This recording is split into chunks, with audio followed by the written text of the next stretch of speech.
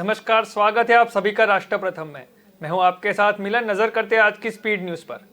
देश की राजनीति में बिहार प्रांत अपनी महत्वपूर्ण भूमिका दर्ज करता रहा है। कहिए तो राजनीति की दशा दिशा तय करता रहा है। 4 दशक बाद फिर बिहार इतिहास दोहराने की ओर बढ़ रहा है। सत्ता पक्ष और विपक्ष दोनों ओर से 2024 में होने वाले लोकसभा चुनाव की तैयारियों को लेकर बिछड़े साथियों को जोड़ने की पहल तेज हो गई है। वर्तमान राजनीतिज्ञ परिदृश्य पर गौर करें तो प्रधानमंत्री नरेंद्र मोदी के खिलाफ 1977 की तरह संपूर्ण विपक्ष को एकजुट करने की जुगट में जयप्रकाश नारायण के अनुयायियों के बीच गोलबंदी तेज गई है। इसी क्रम में मुख्यमंत्री नीतीश कुमार की पहले पवन वर्मा और फिर प्रशांत किशोर से मुलाकात को देखा जा रहा है। लोक जनशक्ति पार्टी रामविलास के नेता चिराग पासवान ने भी सूरत में कार्यक्रम के दौरान केंद्रीय गृह मंत्री अमित शाह से मुलाकात की थी। महागठबंधन में रहने हुए नीतीश कुमार को लिए प्रशांत किशोर 2015 के विधानसभा चुनाव में रणनीतिक जलवा दिखा चुके हैं। नए समीकरण में इसी उम्मीद से दोनों की मुलाकात को देखा जा रहा है। लोक जनशक्ति पार्टी के नेता चिराग पासवान बुधवार को हिंदी दिवस समारोह में शामिल होने के लिए सूरत में थे। इस कार्यक्रम में मुख्य अतिथि पूर्व भारतीय जनता पार्टी अध्यक्ष व केंद्रीय गृह मंत्री अमित शाह भी थे। लखीमपुर खीरी जिले के निधासन थाना क्षेत्र के एक गांव में बुधवार शाम करीब 6 बजे अनुसूचित जाति की 2 नाबालिग बहनों के शव पेड़ से लटके मिलने के मामले में पोस्टमार्टम रिपोर्ट आ गई है। करीब 3 घंटे तक डॉक्टर सुजेंद्र कुमार, डॉक्टर अर्चना और डॉक्टर शोएब अख्तर ने पोस्टमार्टम किया है। इस दौरान पोस्टमार्टम की वीडियोग्राफी भी कराई गई थी। पोस्टमार्टम के दौरान महिला डॉक्टर और किशोरियों के परिवार के लोग भी मौजूद थे। निधासन थाना क्षेत्र के एक गांव में बुधवार शाम करीब 6 बजे अनुसूचित जाति की 2 नाबालिग बहनें के शव पेड़ से लटके हुए मिले थे। मां का कहना है कि 1 घंटे पहले उनके सामने ही एक पड़ोसी और 3 अन्य युवक उनकी दोनों बेटियों को अगवा कर ले गए थे। घटना से गुस्साए परिवारजनों ने ग्रामीणों के साथ सदर चौराहे पर जाम लगा दिया था। आईजी रेंज लक्ष्मी सिंह ने आरोपियों पर कार्रवाई का आश्वासन दिया। तब रात करीब 11 बजे जाम खत्म किया गया। 3 आरोपी दूसरे समुदाय के बताए जा रहे हैं। मां के मुताबिक चारों आरोपी अचानक घर में घुस गए थे। उन्होंने कहा कि हाथापाई करते हुए वे लोग उनकी 17 और 14 वर्षीय 2 बेटियों को उठाकर ले जाने लगे। रोकने पर एक आरोपी ने मां को धक्का देकर गिरा दिया था। अन्य आरोपी दोनों बहनों को जबरन बाइक पर लाद कर गांव से बाहर भगा ले गए। इसके बाद आरोपियों की तलाश शुरू की गई थी। कर्नाटक विधानसभा में पारित होने के बाद कर्नाटक सरकार आज कर्नाटक विधान परिषद में धर्मांतरण विरोधी विधेयक पेश करेगी। इस विधेयक में धर्म की स्वतंत्रता के अधिकारी सुरक्षा और बलपूर्वक अनुसूचित प्रभाव, जबरदस्ती, प्रलोभन या किसी भी कटपूर्ण तरीके से एक धर्म से दूसरे धर्म में गैर नैतिक आंतरक पर रोक लगाने का प्रावधान है। कांग्रेस एमएलसी नारागार ने कहा कि यह दुर्भाग्यपूर्ण है क्योंकि बाढ़ के बाद राज्य में बहुत सारे मुद्दे हैं। ऐसी चीजों को करने की क्या जरूरत है। वे ध्रुवीकरण करना चाहते हैं। यह लोगों को स्वीकार्य नहीं है क्योंकि वे भाईचारे में रहना चाहते हैं। इससे पहले भाजपा एमएलसी डीएसएस अरुण ने विश्वास व्यक्त किया था कि कांग्रेस और जेडीएस भी इसका समर्थन करेंगे और सब कुछ सुचारू रूप से चलेगा और सब कुछ सुचारू रूप से चलना चाहिए। इसे निचले सदन में पारित किया गया था, अब इसे उच्च सदन में ले जाया जा रहा है। दिल्ली के उप मुख्यमंत्री मनीष सिसोदिया ने भाजपा और दिल्ली नगर निगम पर कई गंभीर आरोप लगाए हैं। मनीष सिसोदिया ने गुरुवार को प्रेस वार्ता में कहा कि भाजपा सरकार दिल्ली में कूड़े के 16 पहाड़ बनाने की योजना बना रही है। उन्होंने कहा कि पहले से यहाँ कच्चर के 3 विशाल पहाड़ बने हुए हैं जिससे आसपास रहने वाले लोगों की जिंदगी बेहाल है। इसके बावजूद भाजपा कूड़े के अतिरिक्त 16 पहाड़ खड़े कर राजनीति को नए बनाने की साजिश कर रही है। दिल्ली के डिप्टी सीएम और आप नेता मनीष सिसोदिया ने कहा कि पहले से 3 कूड़े के पहाड़ दिल्ली की जनता और उनके स्वास्थ्य के लिए चुनौती बने हुए हैं। सिसोदिया ने कहा कि अभी भाजपा से 3 कूड़े के पहाड़ नहीं संभल रहे और ये 16 नए लेफ्ट हैंड साइड बनाने की तैयारी कर रही है। मनीष सिसोदिया ने इसे भाजपा और दिल्ली नगर निगम की साजिश करार दिया। मनीष सिसोदिया ने कहा कि कूड़े के ढेर में आग लगा दी जानी चाहिए। इसके धुआं लोगों के घरों में आता है। अगर कूड़े के 16 और पहाड़ बने तो प्लांट सफल हो जाता है तो दिल्ली बर्बाद हो जाएगी।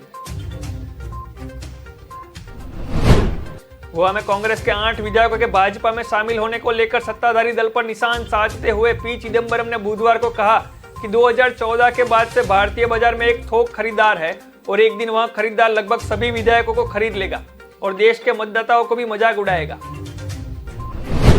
पूर्व केंद्रीय मंत्री ने गोवा में कांग्रेस के उन 3 विधायकों को भी सराहना की जो अपने 8 सहयोगी के साथ सत्ताधारी भाजपा में शामिल नहीं हुए। चिदंबरम ने कहा कि इन 3 विधायकों ने भगवान, पार्टी, मतदाता और सिद्धांतों के प्रति दृढ़ निष्ठा बताते हुए अपना परिचय दिया है। पूर्व मुख्यमंत्री दिगंबर कामयात सहित तटीय राज्य के 11 कांग्रेसी विधायकों में से 8 बुधवार को भाजपा में शामिल हो गए थे, जिससे विपक्षी दल को गहरा धक्का लगा हुआ है। 40 सदस्यीय प्रदेश विधानसभा में कांग्रेस के अब सिर्फ 3 विधायक कार्लेस फरेरा, यूरी अलेमाओ और अल्टोन डी कोस्टा ही बचे हुए हैं। लगातार कई गई ट्वीट पर चिदंबरम ने कहा कि गोवा की राजनीति का अभिशाप विधायकों की खरीदारी है। 2014 के बाद से भारतीय बाजार में एक थोक खरीदार आया हुआ है। एक दिन थोक खरीदार भारत के लगभग सभी विधायकों को खरीद लेगा और भारत के मतदाताओं का मजाक उड़ाएगा। फिर मतदाता क्या करेंगे? चिदंबरम इस साल की शुरुआत में हुए गोवा विधानसभा चुनाव के लिए कांग्रेस के वरिष्ठ पर्यवेक्षक थे। उन्होंने कहा कि एक पार्टी दिग्गजों को मैदान में उतार सकती है, नए चेहरों को मैदान में उतार सकती है। चुनावी रणनीतिकार प्रशांत किशोर ने बिहार के मुख्यमंत्री नीतीश कुमार से मुलाकात की बात को सच बताया है। उन्होंने कहा कि हाँ, 2 दिन पहले नीतीश कुमार से मुलाकात की गई थी और कई मुद्दों पर चर्चा भी हुई। प्रशांत किशोर ने कहा कि नीतीश कुमार का साथ एक ही शर्त पर दूंगा, यदि वे 1 साल के भीतर 10 लाख बेरोजगार युवाओं को नौकरी देते हैं तो। उन्होंने कहा कि नीतीश कुमार को कई क्षेत्रों में सुधार करने की जरूरत है, लेकिन बेरोजगारी एक बड़ा मुद्दा है। वहीं प्रशांत किशोर ने कुछ देर पहले ही रामधानी सिंह दिनकर की रश्मिन भरी की को पंक्तियां पोस्ट की है। कविता ट्वीट करते हुए लिखा है कि तेरी सहायता से जय तो मैं अनायास पा जाऊंगा, आने वाली मानवता को लेकिन क्या मुख दिखाऊंगा। प्रशांत किशोर ने कहा कि मेरी और नीतीश कुमार की मुलाकात कोई रात में नहीं हुई, बल्कि 4:30 बजे शाम में हुई है और यह लगभग 2 घंटे चली। मैंने जो सवाल उठाए, रास्ता चुना है, उस पर कायम हूँ। मुलाकात के दौरान हम दोनों ने एक दूसरे के सामने अपनी बातें रखी हुई, लेकिन कोई निष्कर्ष नहीं निकला। बता दें कि कुछ दिन पहले ही प्रशांत किशोर ने मुख्यमंत्री नीतीश कुमार से दिल्ली दौरे पर सवाल उठाते हुए कहा था कि केवल नेताओं से मिलने और साथ चाय पीने से राष्ट्रीय राजधानी नहीं बदलती। उन्होंने इस कदम पर जनता के ऊपर कोई फर्क नहीं पड़ने वाला।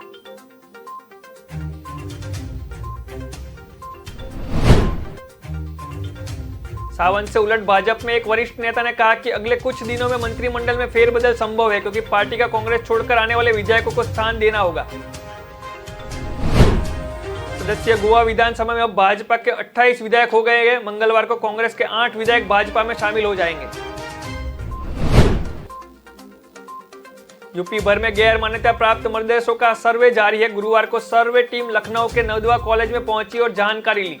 नदवा कॉलेज देश के बड़े मदरसों में शुमार है।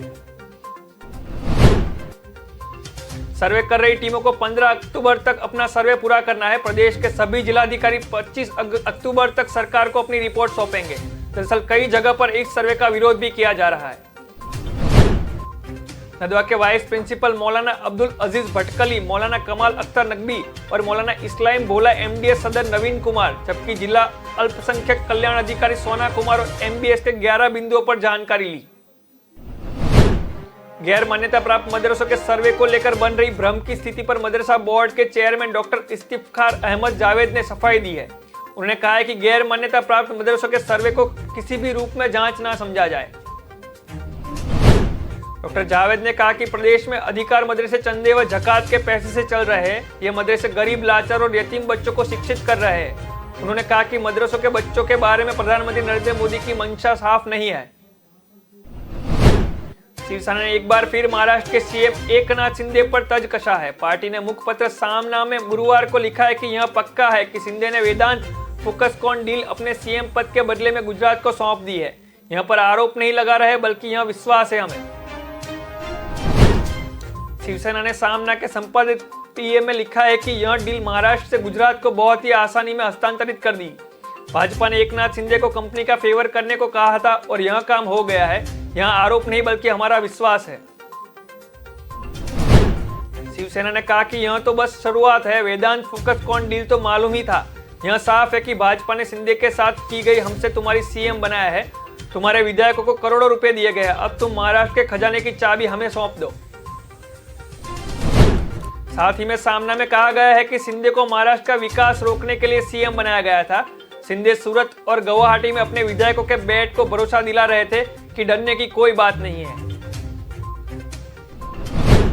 सामना का यह संपादकीकरण वेदांत फोकसकांत सैंदे पर विवाद के बीच प्रकाशित हुआ है। महाराष्ट्र के पूर्व मंत्री आदित्य ठाकरे ने बुधवार को कहा था कि एकनाथ शिंदे ने न केवल हमारे 40 विधायकों को बल्कि महाराष्ट्र की बड़ी परियोजनाओं को भी गुजरात को दे दिया है।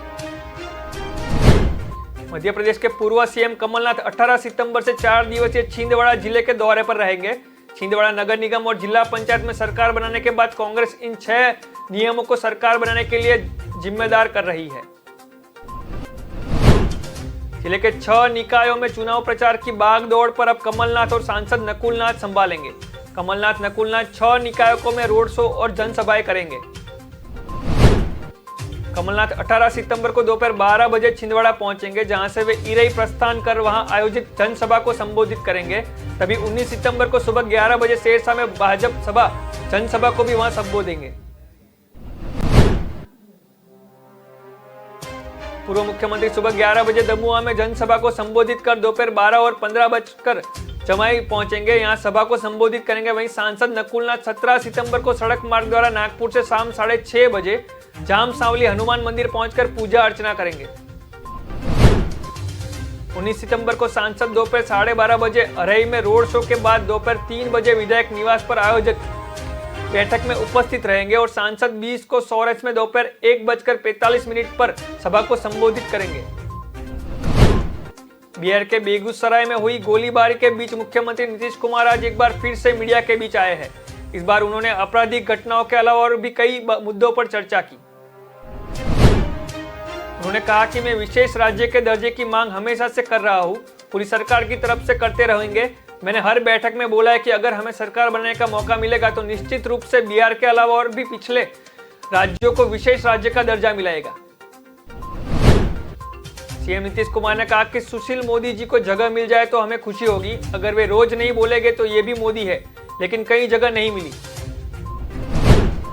नीतीश कुमार ने कहा कि महिलाओं के विकास के लिए, यहाँ के लोगों को विकास के लिए बिहार को विशेष राज्य का दर्जा दिया जाना चाहिए। नीतीश कुमार ने कहा कि हम विकास का काम कर रहे हैं। मुख्यमंत्री अशोक गहलोत ने बुधवार को एक दिन के दौरे पर प्रतापगढ़ पहुंचे थे। इस दौरान उन्होंने कहा कि मैं कहीं भी रहूं, राजस्थान मेरे दिल में रहेगा। प्रतापगढ़ पहुंचे सीएम अशोक गहलोत का हेलीपैड पर विधायक रामलाल मीणा और जनजाति मंत्री अर्जुन बामनिया ने स्वागत किया था। इसके बाद कांग्रेस कार्यकर्ताओं ने सीएम का स्वागत किया था। मीणा ने सीएम से नॉन टीएफसी क्षेत्र के लोगों को उनके गृह जिले में लगाने की भी अपील की थी। तेज बारिश के बाद भी लोग मुख्यमंत्री की सभा में जुटे हुए थे। तेज बारिश के कारण विधायक के भाषण के बाद सीधे सीएम ने अपना उद्बोधन शुरू कर दिया था। गहलोत ने अपने भाषण में मोदी से ही एक अभियान को देश भर में शुरू करने की अपील की थी। सीएम ने कहा कि प्रदेश सरकार ने खेलों के लिए 40 लाख रुपए खर्च किए हैं, लेकिन भामाशाहों की मदद से हम खेल में और भी कई बड़े काम कर सकते हैं। इन दिनों तकनीकी की मदद से किसी भी निजता में सेध लगाना आसान हो जाएगा। इंटरनेट, मीडिया और व्हाट्सएप ग्रुप ऐसे लिंक से भरे पड़े हैं जो शुरू में अमीर बनने का लालच देते हैं और बाद में लोगों के बैंक खाते से रकम निकाल लेते हैं।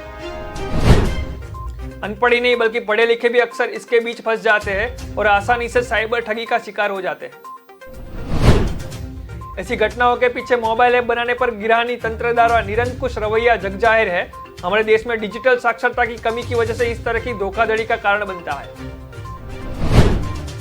पुलिस थानों में साइबर अपराध से निपटने के प्रति उदासीनता है, क्योंकि अधिकांश पुलिसकर्मी साइबर सुरक्षा प्रतिशत से वंचित है। पीड़ित के बैंक और मोबाइल सेवा प्रदान उससे कोई सहयोग देने से इनकार कर देते हैं। न्यायिक क्षेत्राधिकार का अलग अलग होना भी पुलिस के लिए बाधा बनता है।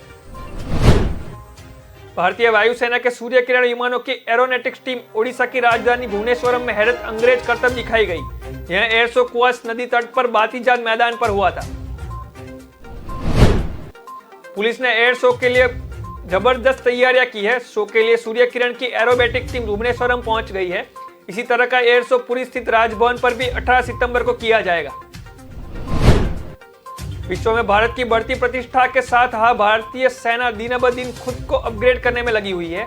वह अपने आप को स्वचालित हथियारों से लैंस कर रही है और समय समय पर अपने विरोधियों को अपने साहसी कारनामों से आगाह कर रही है। सिंधु नदी पर सेना द्वारा बनाए गए अस्थायी पुल का एक वीडियो भी सामने आया है। वीडियो में दिखे गए कई वाहन पुल पर माल ढो रहे हैं। एक एक कर वाहन नदी में चले जाते हैं और माल गिरता जा रहा है। इसके बाद एक एक कर सभी को जोड़ा जा रहा है। देखते ही देखते पुल पर भरमे बनकर तैयार हो गया है और उस पर सेना के वाहनों की आवाजगी भी शुरू हो गई है। इस पुल का वीडियो सोशल मीडिया पर वायरल हो रहा है और दुनिया जमकर इसकी तारीफ कर रही है। दिल्ली, गोवा, कर्नाटक, मध्य प्रदेश और महाराष्ट्र में जोड़ तोड़ कर चुकी भाजपा पर आम आदमी पार्टी पंजाब के कैबिनेट एवं वित्त मंत्री हरपाल सिंह चीमा ने आरोप लगाया है।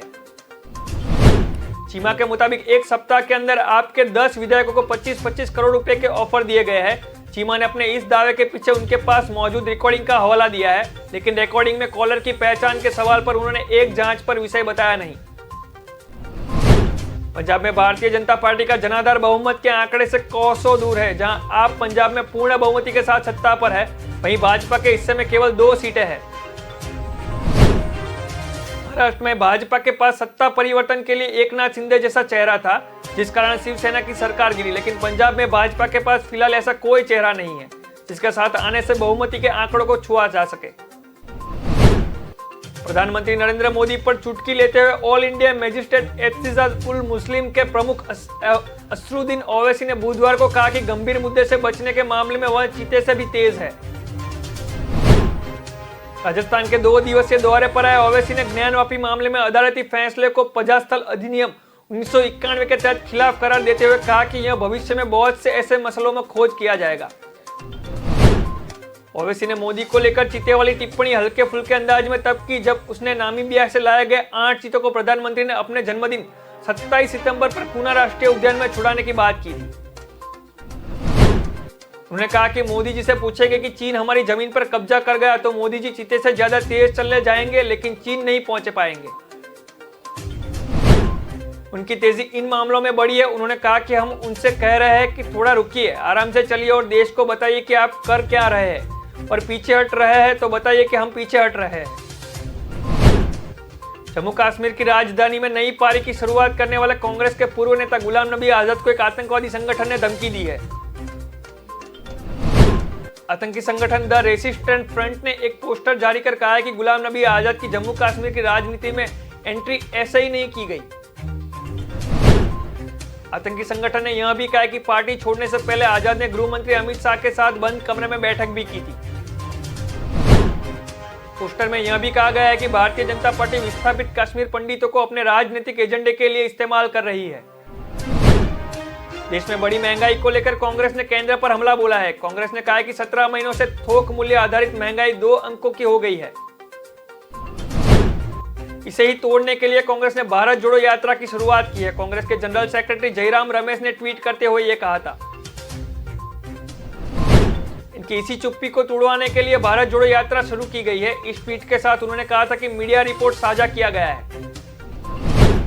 गोवा में कांग्रेस को बड़ा झटका लगा है। कांग्रेस से 11 में से 8 विधायक पाला बलन कर भाजपा में शामिल हो गए हैं। भाजपा में शामिल होने वाले विधायकों में राज्य के पूर्व सीएम दिगंबर कामत भी शामिल है। राज्य में अब कांग्रेस के 3 विधायक रह गए हैं। वहीं भाजपा में शामिल होने के बाद दिगंबर कामत ने अभी इस बयान दिया है।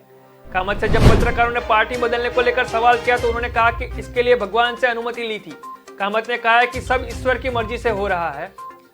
कांग्रेस से इस्तीफा देने से पहले मैं मंदिर गया था। मैंने भगवान से पूछा कि क्या करना चाहिए, तो भगवान ने मुझसे कहा कि जो तुम्हें अच्छा लगे वो करो। भगवान से अनुमति मिलने के बाद ही मैंने कांग्रेस छोड़ी है।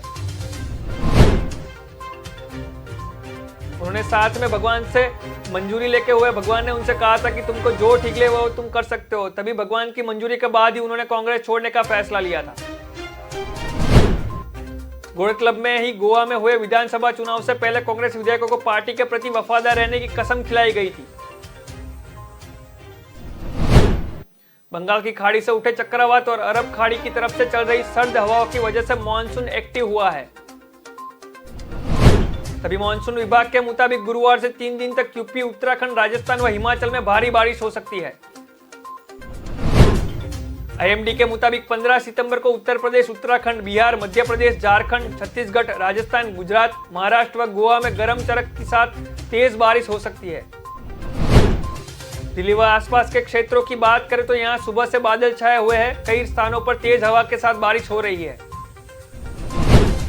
यूपी में मानसून की जोरदार वापसी हो गई है। लखनऊ, कानपुर समेत कई जिलों में रात से ही बारिश शुरू हो गई है। दिल्ली एनसीआर में बारिश के बाद मौसम बदल गया है। मौसम विभाग का पूर्वानुमान है कि गुरुवार को भी दिन भर बादल छाया वातावरण रहेगा। 30 से 40 किमी प्रति घंटे की गति से तेज झोंकेदार हवा भी चलेगी। अधिकतम एवं न्यूनतम तापमान और गिरकर क्रमशः 30 और 25 डिग्री सेल्सियस पर रहेगा। वहीं आईएमडी के मुताबिक शुक्रवार तक कमोसमी ऐसा ही मौसम बना रहेगा। वहीं मौसम विभाग का अनुमान है कि बृहस्पतिवार को भी ऐसा ही मौसम रहेगा। केंद्रीय मंत्रिमंडल की बैठक में बुधवार को गौड़, भारिया जैसी जातियों को लेकर बड़ा फैसला लिया गया है। कैबिनेट ने 5 राज्यों छत्तीसगढ़, हिमाचल प्रदेश, कर्नाटक, तमिलनाडु और उत्तर प्रदेश में करीब 15 जनजातीय समुदाय को अनुसूचित जनजाति में शामिल करने का प्रस्ताव को मंजूरी दे दी है। केंद्रीय मंत्री अर्जुन मुंडा ने यह जानकारी दी थी। इस फैसले के बाद देश में अनुसूचित जनजातियों की संख्या 705 से बढ़कर 720 हो गई है। 2011 की जनगणना के अनुसार देश में एसटी की जनसंख्या 10.43 करोड़ है, जो देश की कुल आबादी के 8.6% है। मीटिंग के दौरान यूपी के रविदास नगर का नाम बदलकर भदोही कर दिया गया है। गौड़ जाति की 5 उपजातियों धुरिया, नायक, ओझा, पठारी, राजगोड़ा को भी अनुसूचित जनजाति में शामिल कर दिया गया है। सरकार ने मार्च में इस मुद्दे से जुड़ा विधेयक लोकसभा में पेश किया था, जिसमें उत्तर प्रदेश की गौड़, धुरिया, नायक, ओझा, पठारी और राजगौड़ जातियों को अनुसूचित जनजाति का दर्जा दिलाने के लिए प्रस्ताव रखा गया था। हालांकि तब राज्यसभा में यह बिल पास नहीं हो सका। ऐसे में केंद्रीय मंत्रिमंडल से इसे पारिता हासिल करने में कामयाबी मिली थी। आज स्पीड न्यूज में बस इतना ही। विस्तार से खबरें पढ़ने के लिए आप हमारे वेबसाइट का भी प्रयोग कर सकते हैं। हमारे वेबसाइट का पता है www.kalamkartavya.com। हमारी कलम ही हमारा कर्तव्य के उपदेश के साथ आप राष्ट्र प्रथम के साथ खबरें देखते रहिए। जय हिंद, जय भारत।